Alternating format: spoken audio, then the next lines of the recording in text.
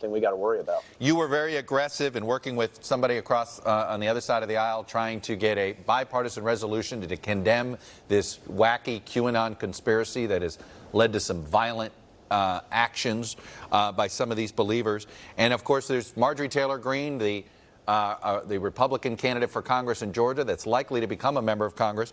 Here you got a large majority of the House to condemn QAnon. And then very quietly this week we saw that the Republican Party has officially endorsed Marjorie Taylor Greene and donated the maximum amount of money that the NRCC can do. What message does that send to the party as a whole that they did that? So I might as well just piss everybody off, Chuck. So I think if we're doing this, if we're looking at the spread of misinformation as part of something just to pander to a certain subset of voters, I think we've lost our way. And that's the thing that I've been talking about. Yes, I agree with most of the policies for limited government and growth. And a lot of what President Trump has done in this district has been wonderful.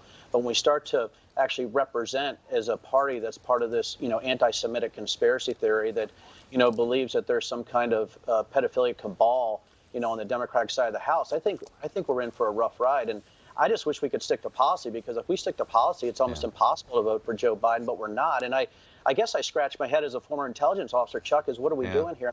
Like I said before, these are people that believe Lord of the Rings is a documentary. And the fact that we're trying to appeal to them is just ridiculous to me. You still a Republican?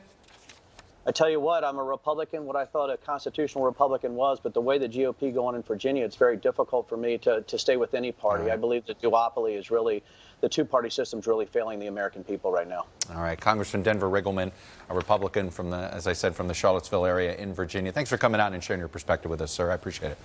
Chuck, I appreciate you. Thank you.